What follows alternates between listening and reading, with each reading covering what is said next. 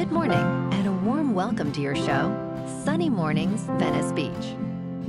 I'm your host, Melissa, and it's Friday, November 21st. You'll be interested to know.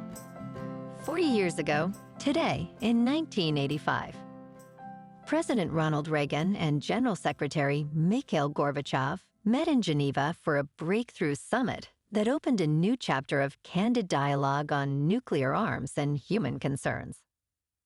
Their willingness to engage in direct, respectful talks set a hopeful precedent for de-escalation and cooperation, shaping later agreements and easing global tensions. So now you know. And now, it's time for the Surf Report. This morning, it's looking clean with waves around 1 to 2 feet. Conditions will remain clean with a swell shifting from west-southwest to southwest as the day goes on. Winds are offshore at 7 miles per hour now, but will shift to sideshore by late morning, adding some texture to the surface.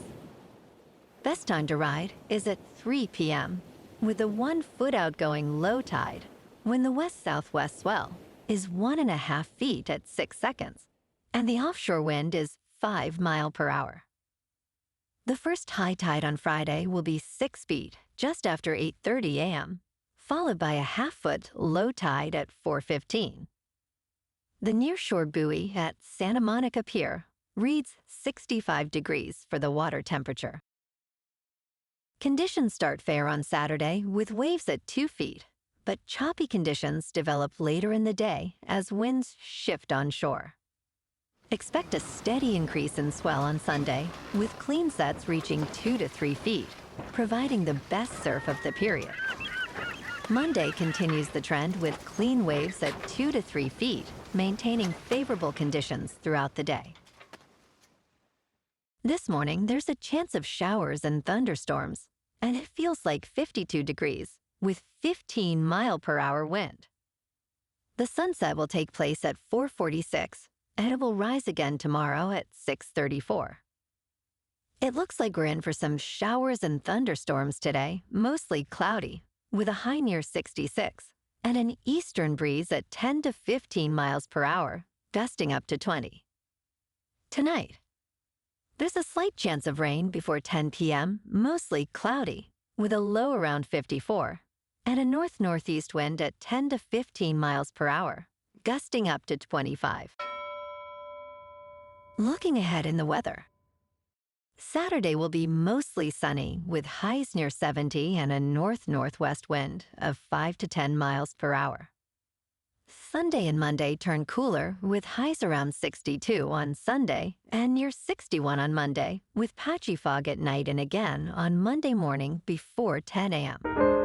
Bonjour, food enthusiasts. This podcast is brought to you by Versailles Cafe and Pastries in Encinitas.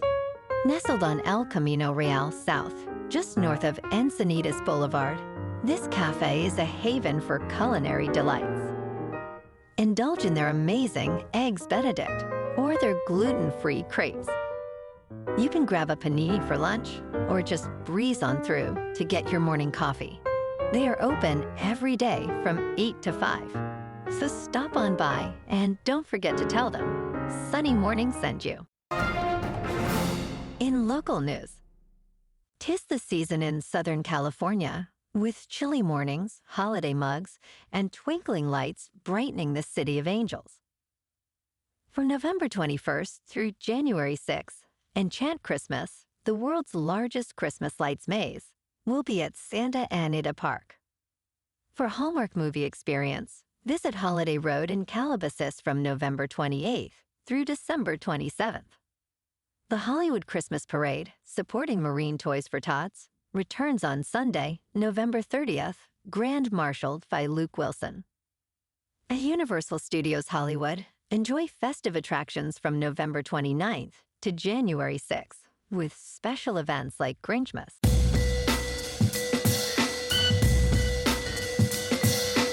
Now on to sports. Number 16 Southern California visits number 6 Oregon in a marquee matchup with college football playoff implications. Southern California must overcome its road challenges against Oregon to secure a playoff spot. The Trojans also need to win their season finale against rival UCLA. This crucial game influences everything for both teams. Trojans coach Lincoln Riley expressed confidence in his team. Oregon is under pressure too, as a loss could end their playoff hopes. Coach Dan Lanning acknowledged the excitement of high-stakes games. And over to pro football. Houston's dominant defense sacked Josh Allen 8 times, and Kellen Bullock forced 3 turnovers, with his second interception sealing the Texans' 23-19 win over the Buffalo Bills on Thursday Night Football.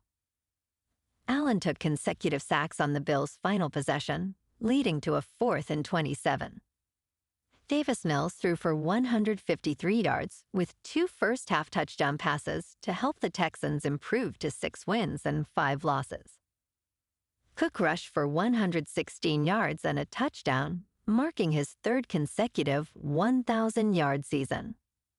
The Texans regained the lead with an 8-yard touchdown pass just before halftime.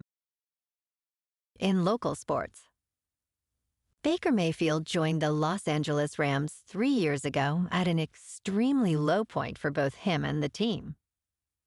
By the time he left just 5 games later, Mayfield had been revitalized both on and off the field. He credits Sean McVay and his staff for his success, stating, "It was pivotal in my career and in my journey." Mayfield is eager to show McVay what he learned when the Tampa Bay Buccaneers visit SoFi Stadium on Sunday night. The Rams faced injuries this week, losing 3 starters, presenting an opportunity for the Buccaneers to test their backups.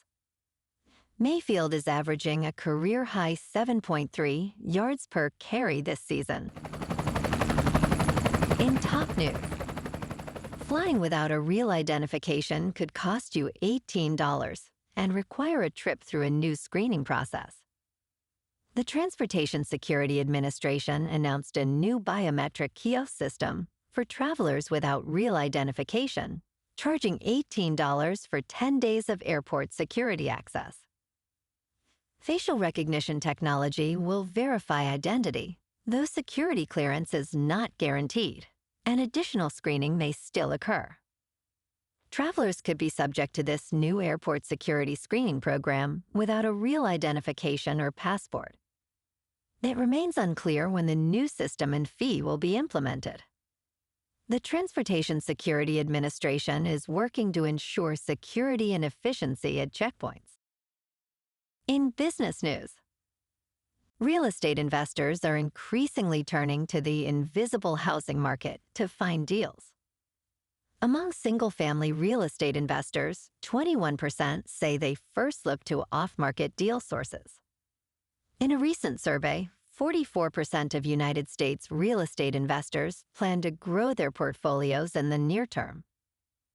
2/3 of investors find the most frustrating part of buying is finding deals that cash flow.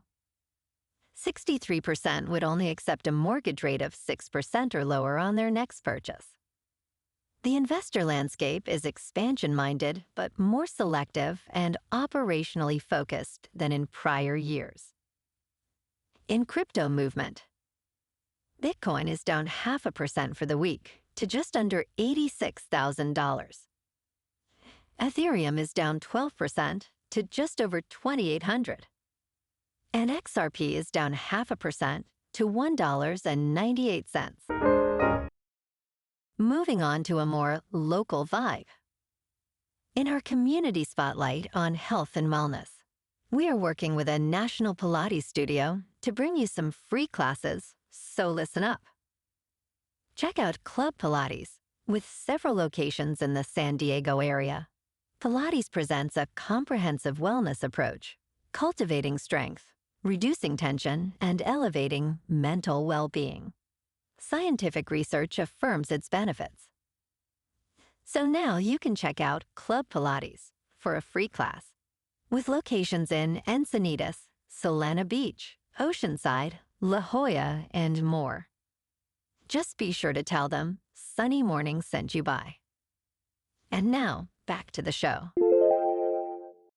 Let's talk tech. Amazon's lawsuit against Perplexity has opened the door to the major conflict over AI browsers. This dispute highlights what is now being called the DoorDash problem. At its core, this issue concerns the impact of AI interfaces on service providers like DoorDash and their relationships with consumers.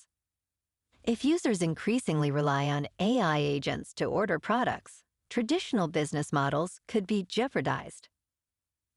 Amazon's legal action aims to stop Perplexity's AI-powered Comet browser from shopping on its website, which it claims violates the Computer Fraud and Abuse Act. This confrontation signals a significant shift in the economic landscape driven by AI.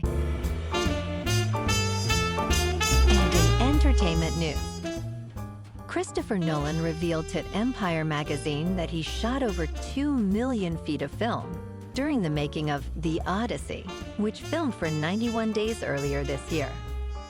The movie is Nolan's adaptation of Homer's Greek epic and marks his follow-up project to Oppenheimer, which won him the Oscars for Best Picture and Director.